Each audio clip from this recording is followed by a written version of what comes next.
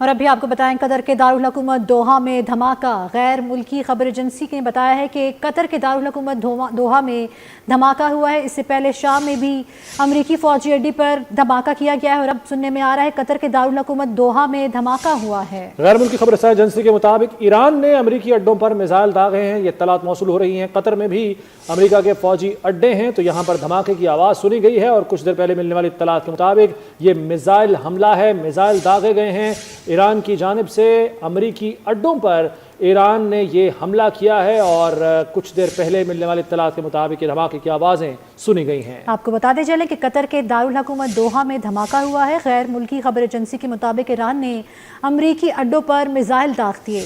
چند روز قبل امریکہ نے ایران پر حملہ کیا، ان کی فوجی جوہری تنصیبات پر حملہ کیا، اور اب ایران نے بدلہ لینا شروع کر دیا ہے۔ جہاں جہاں امریکی فوجی اڈے ہیں وہاں ایران جو ہے وہ حملہ کر رہا ہے۔ اس سے پہلے شام میں دیکھا گیا کہ شام کے امریکی فوجی اڈے پر حملہ کیا گیا، اور اب سننے میں آ رہا ہے قطر کے دارالحکومت میزائل داغ دیے ہیں۔ ابتدائی طور پر 6 میزائل بتائے جاتے ہیں جو ایران کی جانب سے داغے گئے ہیں۔ خبر رساں ایجنسی یہ آگاہ کر رہی ہے 6 میزائل، ان سے کس قدر نقصان ہوا اور کون سی جگہ نشانہ تھی یہ اطلاعات بھی آپ تک پہنچائیں گے۔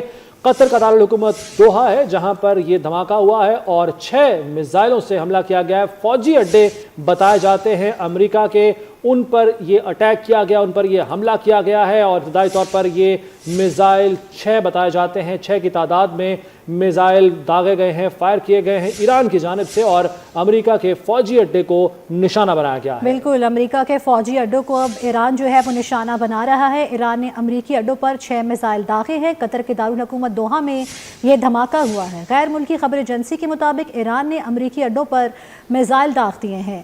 آپ کو بتاتے چلیں کہ اس سے کچھ دیر قبل جو ہے شام میں بھی ایران نے جو ہے وہ امریکی فوجی اڈوں پر حملہ کیا ہے، اور اب قطر میں بھی یہ سننے میں آ رہا ہے کہ قطر کے دارالحکومت دوحہ میں دھماکہ ہوا ہے، اور ایران نے امریکی اڈوں پر 6 میزائل داغے ہیں۔ العدید ایئر بیس بتائی جاتی ہے جہاں پر بیلسٹک میزائل سے حملہ کیا گیا ہے۔ 6 میزائل داغے گئے ہیں، بیلسٹک میزائل جو اس سے پہلے اسرائیل پر بھی داغے ہیں ایران نے، اور اب قطر میں جو امریکی فوجی اڈے ہیں انہیں نشانہ بنایا ہے ایران نے۔ یہ جوابی کارروائی جس کا اعلان خود ایران کی حکومت کر چکی ہے، ایران کے آرمی چیف کر چکے ہیں، تو اب اس کی نتیجے میں یہ ایران نے حملہ کیا ہے۔ العدید ایئر بیس بتائی جاتی ہے جس پر بیلسٹک میزائلوں سے حملہ کیا گیا ہے۔ 6 میزائل بتائے جاتے ہیں جو فائر کیے ہیں، جو میزائل اٹیک کیا ہے ایران نے، اور امریکی فوجی اڈوں کو نشانہ بنایا ہے۔ کس قدر نقصان ہوا یہ بھی اطلاعات آپ تک پہنچائیں گے۔ یہ قطر ہے، قطر کا دارالحکومت دوحہ جہاں پر یہ اٹیک ہوا ہے۔ بالکل، جس طرح ایران نے کہا کہ شروع امریکہ نے کیا ہے اور ختم ہم کریں گے، اب سننے میں آ رہا ہے قطر کے دارالحکومت دوحہ میں دھماکہ ہوا ہے۔ غیر ملکی خبر ایجنسی کے مطابق ایران نے امریکی اڈوں پر میزائل داغ دیے۔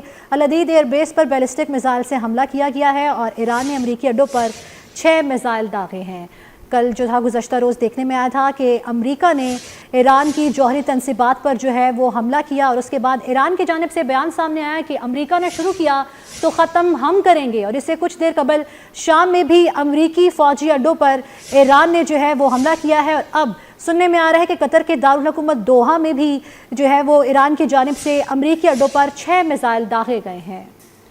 قطر کے دارالحکومت دوحہ میں دھماکہ۔ کچھ دیر پہلے ملنے والے اطلاعات کے مطابق یہاں امریکہ کے جو فوجی اڈے ہیں انہیں نشانہ بنایا گیا ہے ایران کی جانب سے، جس نے اپنا بدلہ لینے کا اعلان کیا تھا، اور امریکہ جو کہ اس جنگ میں براہ راست شامل ہو گیا، شریک ہو گیا ایران پر حملہ کرنے کے بعد، تو ایران نے جوابی کارروائی کا اعلان کر رکھا تھا، اور اسی کے سلسلے میں اب اس سے پہلے شام میں حملہ ہوا، اور ابھی قطر کے دارالحکومت دوحہ میں امریکہ کے فوجی اڈوں کو نشانہ بنایا گیا ہے۔ تو یوں یہ دائرہ جنگ کا اب بڑھتا جا رہا ہے۔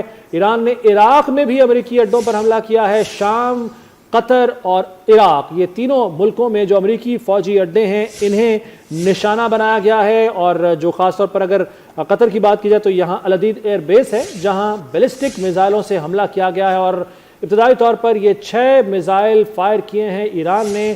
6 میزائلوں سے ان امریکی فوجی اڈوں پر حملہ کیا ہے، خبر رساں ایجنسی کا یہ بتانا ہے۔ اور عراق میں بھی امریکی فوجی اڈوں پر حملہ ہوا ہے۔ عراق میں کس مقام پر یہ حملہ ہوا اور کتنے میزائل داغے گئے یہ بھی آپ تک ہم اطلاعات پہنچائیں گے۔ ابتدائی طور پر جو اطلاعات موصول ہو رہی ہیں ان کے مطابق شام کے بعد قطر کے دارالحکومت میں حملہ ہوا ہے۔ بات کر لیتے ہیں سینئر صحافی جناب سلیم بخاری صاحب سے۔ بہت شکریہ بخاری صاحب۔ और साहब ये तो तवक्को की जा रही थी कि ईरान जवाबी वार करेगा, जवाबी हमला करेगा। अब बैक वक्त बताया जाता है कि शाम, उसके बाद कतर और इराक में हमले हुए हैं। दायरा बढ़ता जा रहा है। सर आगे क्या होने जा रहा है? अब दीगर ममालिक भी अब शामिल हो जाएंगे इसमें? देखिए, वो जो पागल शख्स है जिसका नाम ट्रंप है, उसको ये अंदाजा ही नहीं था कि ईरानियन नेशन जो है वो जब अपनी आई पर आ जाए तो फिर वो क्या से क्या नहीं कर गुजरती है। अब उन्होंने जंग का दायरा फैलाना ही फैलाना था, इसलिए कि आपने तमाम तर आलमी कवानीन की वायलेशन में एक मुल्क के न्यूक्लियर इंस्टॉलेशन पर हमला किया है जो मुल्क एनपीटी का मेंबर है, जिस मुल्क के IAEA के लोगों ने इंस्पेक्शन की हैं, उन्होंने कोई वायलेशन नहीं की। उनके ऊपर अगर आप यूं हमला आवर होंगे P-52 बॉम्बर से, तो क्या ईरान ने ये वार्न नहीं किया था कि अगर आप हमारी सॉवरेनिटी के खिलाफ, हमारी टेरिटोरियल इंटीग्रिटी के खिलाफ एक्शन लेंगे तो आप वल्नरेबल हैं इस खित्ते में। 19 मुल्कों के अंदर उनके फौजी अड्डे हैं, तो उनकी बारी तो आनी थी। लिहाजा मैं नहीं समझता कि ईरान जस्टिफाइड नहीं है इस रिएक्शन में। ये उसका हक है कि वो अपने दिफा के अंदर इस तरह की जो कार्रवाई है वो करे।